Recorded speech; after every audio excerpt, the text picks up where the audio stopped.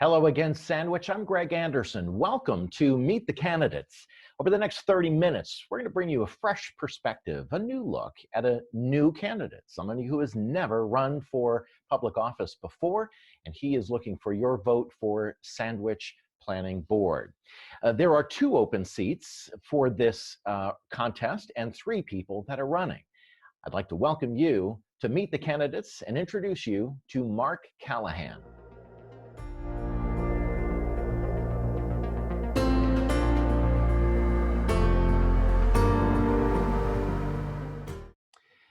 And we're so thrilled to have Mark Callahan here. Mark, thank you so much for joining me. Thanks, Greg. I really appreciate the opportunity. Yeah, great. Well, now this is your first run. This is your first volley at this election routine. How's it going? It is, yeah. It's really exciting when I'm friendly with Bob King, and when he mentioned to me that there was an empty seat on the board, we were talking about some of the roles and responsibilities, and he's been on it for a number of years, so got lots of good feedback from him, and as it's turned out, there's actually 3 of us running for 2 seats, so right. I think it's kind of fun. It gives it gives some, more challenge to the race for everybody. Yeah. And, really gives, obviously, more candidates for folks to choose from for planning Sure. board. So I'm excited. Well, and it must be difficult. You're running for your very first office in the middle of a pandemic. Yeah, I mean, go big or go home, right? Exactly. Exactly. Mark, tell us a little bit about you. Give us kind of that Reader's Digest, born in Sandwich, but raised in Falmouth. Tell us a little bit about you. Yeah, so I was born in Sandwich, came home from Cape Cod Hospital. We lived on Artisan Way. And as a kid, we moved around a lot of, winter rentals. I've lived all over Sandwich. Then in my middle school years, we landed in Mashpee and did middle school and high school in Mashpee, or Falmouth, because at that time Mashpee didn't have their own high school. Yeah. So graduated from Falmouth High School and went on to Northeastern University. Great school. Yeah, go Huskies. Yeah. Where I studied information technology. Graduated with a Bachelor of Science in IT. And for the last 10 years, I've worked for a software company called Citrix. And what they do is they help folks mainly work remotely. So, the COVID is a great example of what we do. We have, millions of people that are working remotely. So I'm an account manager there. Mostly work from home, travel to customers, things like that. Yeah. But I love it, and it's a great career. And you split your time between Boston and Sandwich, I saw on your Facebook. Yeah. So my husband works in Cambridge, and his job requires him to be in the office most of the time. So we do, on a normal, pre-COVID normal world, we would do, Monday, Tuesday, Wednesday, and sometimes Sunday in the city, and then spend the rest of our time down here. In the COVID landscape, we've been here for over 2 months, and we're just gonna wait and see what happens. But it's a great place to be in Sandwich, and we're doing a little gardening and check our plants from the snow last night, and so we're making the best of it. Good. So when you're looking at sitting on that, taking one of the 2 available seats, and I know Bob is running to keep his seat, and then you have a third that is looking to jump on, but only 2 of you. Obviously, you jump into this race, and you know that there are some priorities. And I want to talk to you a little bit about those. I want to get into some affordable housing discussion, as well as wastewater and even some historic questions. But what are your priorities if tomorrow you're in and you guys are on Zoom, or you're at the Sandhill School and you guys are meeting? What are your priorities if you become part of the board? So, two big things that you mentioned that I think are really big for, Sandwich and the Cape as a whole, but, focusing on Sandwich with respect to this board is, wastewater treatment and affordable housing. The wastewater treatment is something that has we've known about for a long time. There are some things that are happening right now, talking about, can we do something at the, Joint Base Cape Cod, or, Barnstable and Mashpee and Sandwich are kind of looking at, can we do something in the industrial park? So there's not lots, but there's a few different things that are being looked at in respect to that. And I really want to help make sure that we keep focus on that, because, we have a very fragile ecosystem here. And, there are tests that are showing that, water pollution around here is spreading, and, nothing new. But I don't think we want to let that go too much longer without making sure we put some real focus on that. So let's talk a little bit about some solutions, because I think it was in the Enterprise article that Teo had written, that you are believing that you can bring some solutions to these topics, wastewater.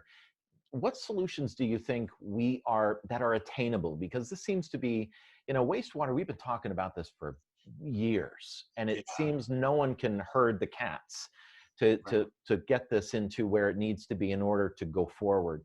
What do you see as some solutions that that you have in your mind?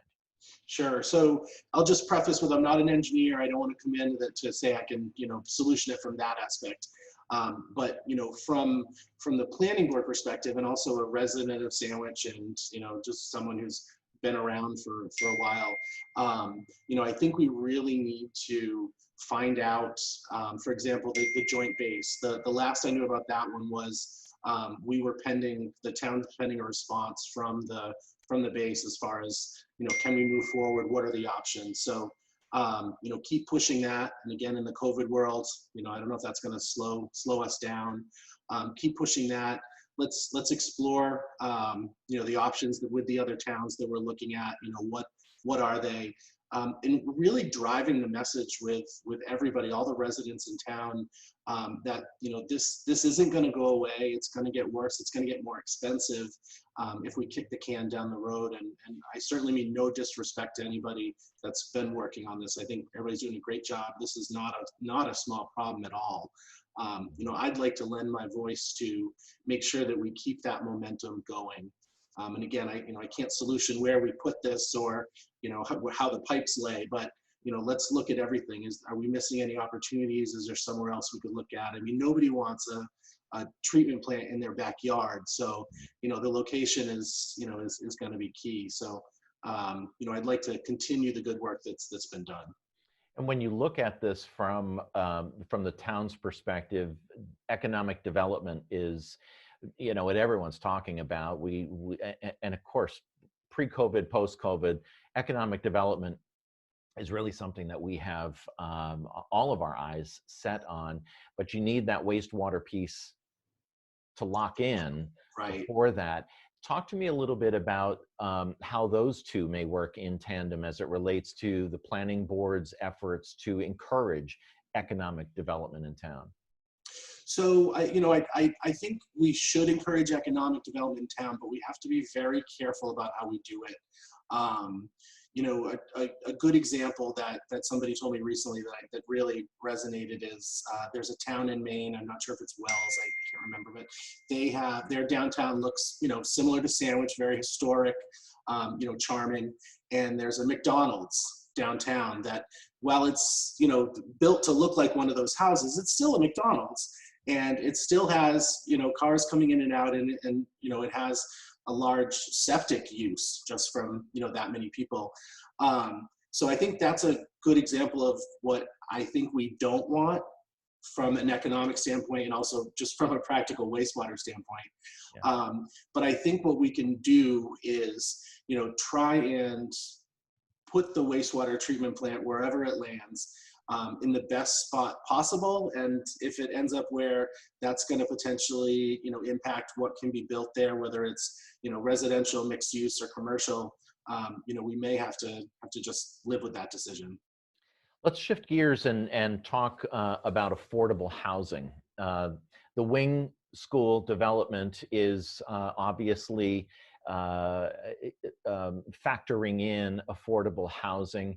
Affordable housing is needed, but there's also a little bit of a caution about too much too much of the oh boy, I'm trying to recall what the name of affordable uh, requirements are for towns, that there's a percentage that you need to have, and Like 10% or around. Yeah, I can't think of it exactly. either.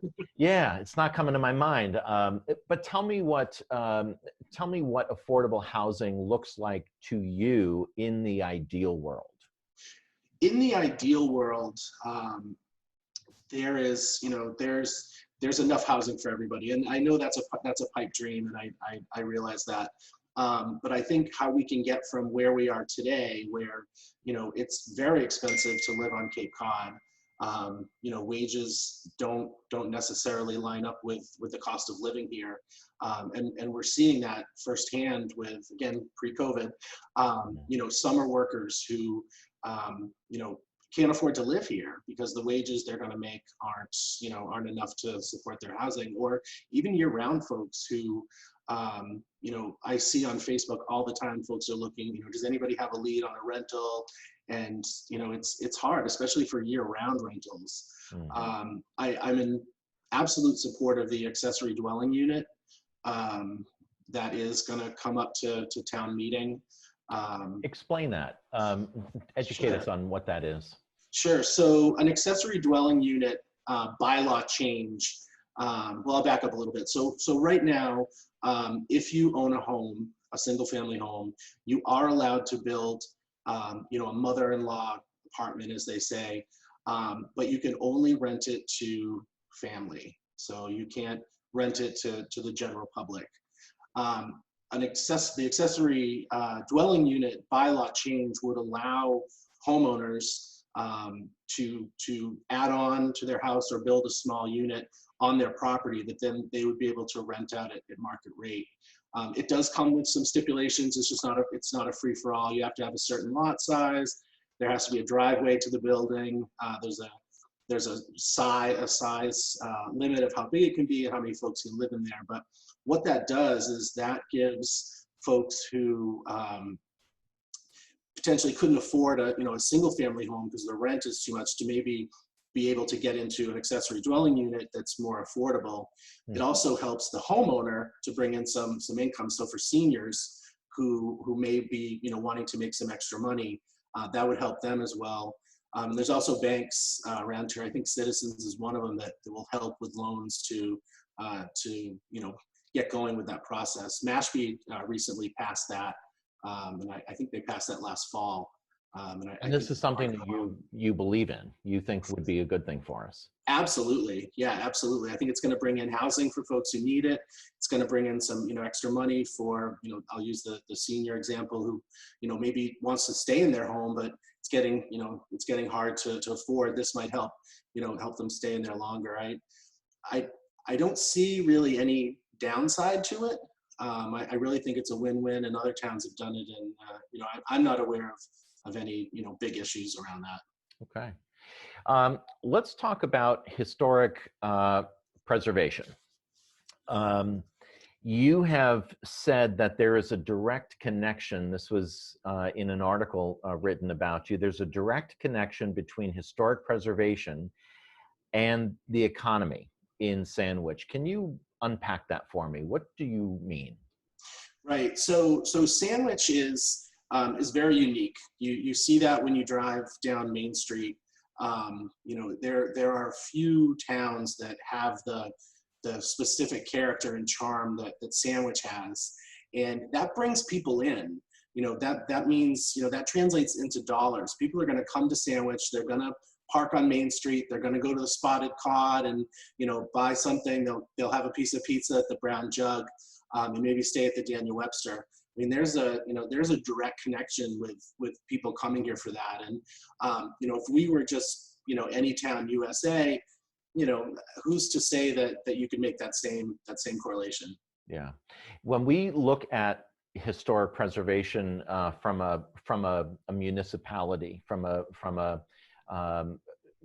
the decisions that are made, how would you rate how Sandwich addresses historic preservation?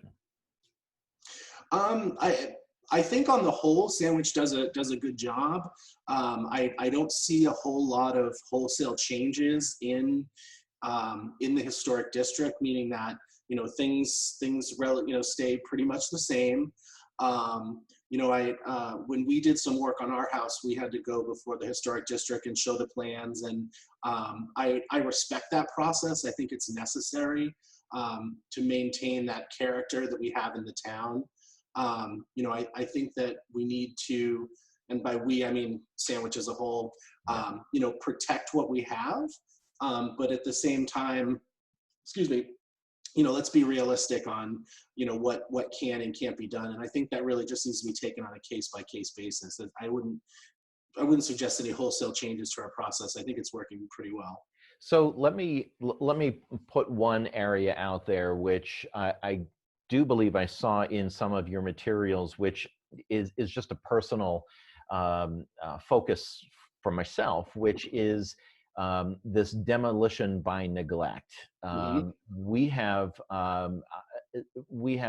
beautiful homes, beautiful bones of homes. We have beautiful properties, some very much in the right in our face as you do drive through town as a tourist or visitor. But these homes are eyesores. They're falling apart. We look at the Deacon Eldred house. The town owns it. There was a total debacle of renting it out to a so-called nonprofit that did nothing with it. It became a black eye on the town, a black eye on this group, and there it still sits, doing nothing. The boathouse. It's owned privately by somebody who's basically, kind of thumbing their nose at the town and said, well, it's my home, it's my boathouse.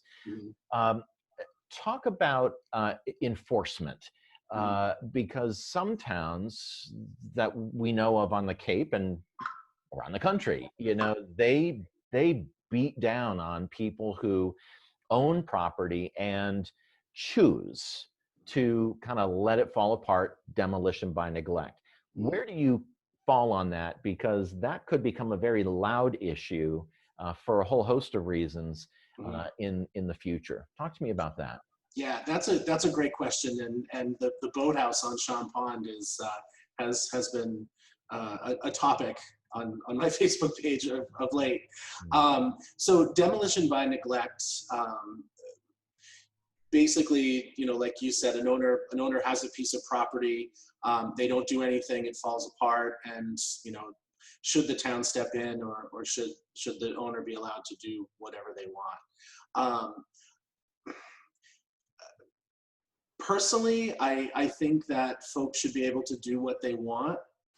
However, I think that in a town like Sandwich, and to use that boathouse as an example, that is a very visible piece of falling down property that you can see. When you're looking at the pretty pond, there's that boathouse there.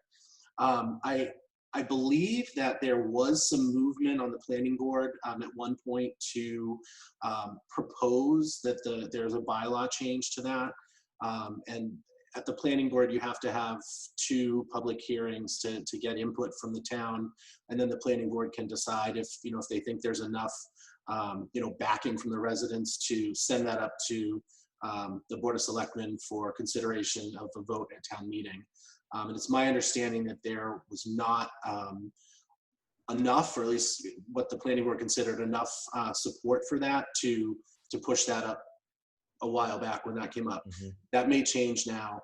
I have a hard time balancing, my personal belief that I'd love to see that boathouse, either removed or fixed, with saying just hypothetically, if the person who owns that boathouse is not in a financial position to do anything with that boathouse, that they could potentially lose it, whether the town, demos it and at the town's cost, or, puts a lien on the property. I don't know.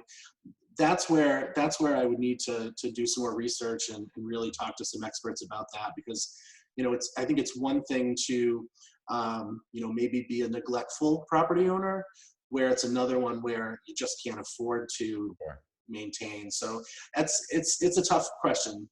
Well, that's a very important distinction, and I'm glad you made that distinction because I've hosted several programs called the House Detectives, and we feature a home. Our very first show was the Boathouse, Okay.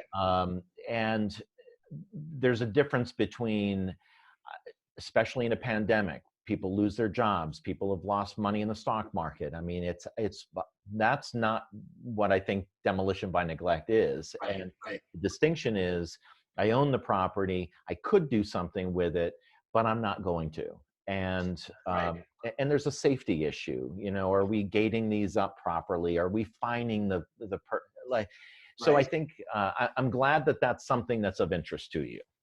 It is, and I think with that, that particular property, if and I don't know the whole story, but if the owner was saying, I'm going to let it fall down in hopes that I can put something else there, I would support a bylaw that would restrict that. Yeah. So if the structure did come down for whatever reason, either nothing goes there or something that's the same thing has to go back up. But that's a complicated topic and obviously one that people have some strong feelings about. Yeah. Mark, let me ask you, the Historic District Committee, which you said you and your husband went through for some work that you were doing, as well as the Historic Commission. I was the chair of the Historic Commission for a brief, I think for 5 minutes. It might have been 10, I'm not quite sure. Totally loved it. It's a group of, you're all volunteers in these roles, but there's such intelligence and average Joe, why can't we do something different type of an approach? And often the district committee and the historic commission get confused. Mhm. Tell me, have you been to these meetings outside of the one where you had business in front of the district committee? Have you been to them? Have you talked with any of the members of either of these as it relates to your interest in the historic preservation? I have not, but I would definitely be interested in meeting those folks and understanding them more. But as of today, I've not. And just for full disclosure, when we did work to our house and had to go in front of the historic commission, our contractor represented us, so we were not at that meeting. So just want to be Gotcha. completely transparent. I'm aware of the process, but we weren't actually at that meeting. Yeah, yeah. And I'm sure Bob tried to kill it. I'm sure he tried to kill But just whatever shut he it right went down. forward. Yeah, he's that way. Yeah. Um, all right, so talk to me about this. What are you hearing from people? You've got a campaign. You're not out in front of the dump holding signs. At least I don't think you are. But you must be hearing things. You alluded to the fact that people are talking about the boathouse and some issues. Mhm. You've got your mind set on, here's what I can do and here's what I'm running on. Mhm. And it's planning board. It's not, you're not running for governor. So Exactly, right. yeah, I mean, we don't want to make it more than what it is, but it Right. is significant. What are you hearing from people that may agree or disagree with some of what are the priorities that people are seeing Mhm. for someone like Right. you, who is new, that could be Right. on the planning board? So what was interesting to me that I've seen, at least on my Facebook election page, is that people aren't afraid to ask you about a specific thing. So the boathouse was one somebody asked me point blank. If you support fixing the boathouse, I will vote for you. Another one was someone had a question about my thoughts on the lights at the boardwalk. And I'm happy to answer any questions, and I have, and I hope everybody that's been on my Facebook page is happy with my answers, or not happy, but understands my answers. One thing I've been really trying to do is not only answer their questions, but also make sure that I communicate what falls under the planning board purview and what doesn't, because some of the things that folks are asking don't fall under the purview of the planning board. And I understand they want to know my character, and I absolutely get that, but I want to also make sure that folks are educated as far as what this role does and does not do. And I hope I've done a good job in answering the Facebook questions about how I feel, and then would the planning board be involved in that particular issue? Yeah, boy, you will, if you're on the planning board, you will be asked about why don't stoplights work in a certain, Right. Yeah. yeah, Yeah. you'll get everything. Yeah. But that brings up an interesting point, Mark, which I'm interested in. And frankly, uh, my father, grandparents, they were all public servants and ran for offices and did very well. But I don't have a thick skin. Hmm. I'm a baby when it comes to stuff like that. Yeah. I've got the bark, and then it comes back at me. And I admire people like Dave Sampson as board chair, who Yeah. literally dives into discussions and clarifies. And he's not an arguer, but he will kind of make some points. And I talked to him. I'm like, Dave, how do you do that? Right. How do you use in your mind, will you use social media to your advantage? Are Mhm. you hands off? Are you Dave Sampson where you want to jump in? What's your read on that? So, tremendous respect to Dave Sampson on the Facebook, the Sandwich Scoop and the news and all that. I mean, he he takes it like a champ, and he really gets in there. And I've never seen him, quote unquote, sweat on there. He does a great job because things can go south real fast on those message boards, real fast. And unfortunately, I think more often than not, a lot of seemingly innocuous questions can just devolve into name calling.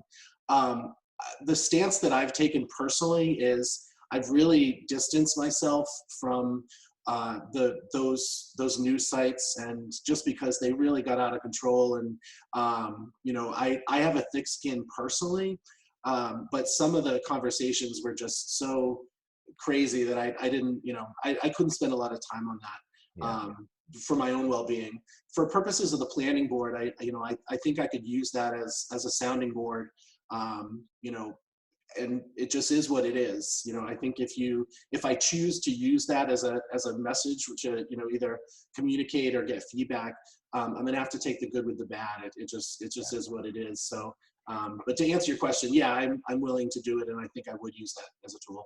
Let's talk a little bit about, and we've got about 4 minutes left, 5 minutes left, and there's so much I want to get into with you still. Let's talk a little bit about your skill set. You are in IT. Citrix is huge, great company. You're in a leadership account management role.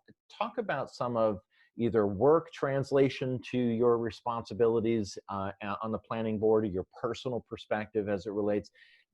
Why would I give you a vote based on the translatable skills that you might have to offer? Right. No, that's a great question. One of the most exciting and also hardest aspects of my job at Citrix is understanding exactly what the issue is, and then making sure that before we try and solution it right away, that we understand, okay, what are the possible ways we can get to our resolution? How can we keep the most people happy? What are the risks? And a lot of times those situations can get a little contentious if you have multiple teams or multiple stakeholders that might want different things. What served me very well is to listen, as just be an active listener, and pause. It's okay to pause and take a moment and think and kind of ponder, and then say, okay, what's our next action? That's what I do every day, all day at work. And I think I can apply that directly to the planning board, where we need input from the residents, we need input from town council and engineers, and it's really a 360 model that we have to look at, and that's what I do at work. My wife always says, honey, can you just pause? Just pause. Just for a Right? minute. Doesn't work. Never worked. Let me ask you a couple of quick kind of rat-a-tat-tat answers from some questions. These are on your opinions of things that are happening in town. You mentioned it before. Lights on the boardwalk. What do you think? I'm in favor. I think they're going to provide security. They're going to provide a place for boaters to see where they're going. I have not seen the plans, but from what I've heard, they're going to point down. I don't believe that light pollution is going to be an issue. They can be turned off as needed. I'm in support. I fully support that. Wing school development, that's a big one. Yep. What are your thoughts? I want to get it off the town books. It's very expensive just to maintain that building. I know there's Cape Cod Collaborative that wants to rent it. There's also a proposition for senior housing.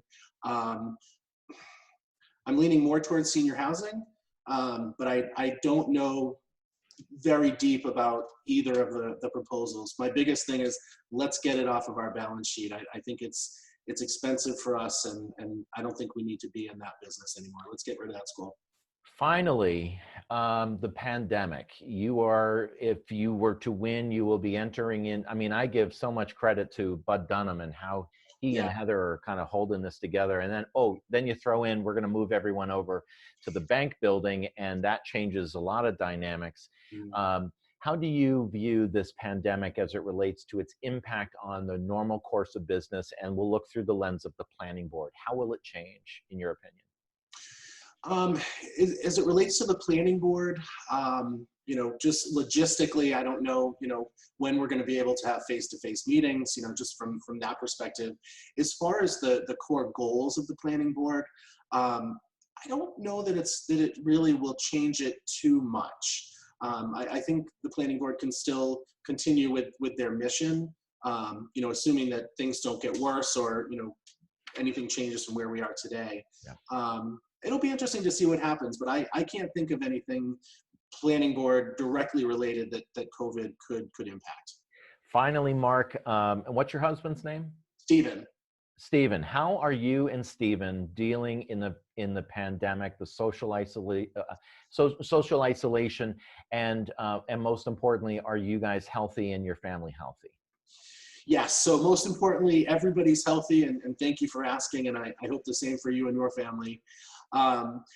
We're doing okay. During the day we work on different floors, so we try to have some time where we're not staring at each other. But we're doing pretty well. We Zoom with family and friends, on Fridays and Saturdays. We're doing surprisingly okay. Am I ready to get out? Yes. Yeah. I hear you. It is a different world. It is a different world. My hat's off to you, Mark, as we wrap up. My hat's off to you for taking the initiative to pursue public service at a time where a lot of people are reacting very appropriately, very selfishly. We are wounded.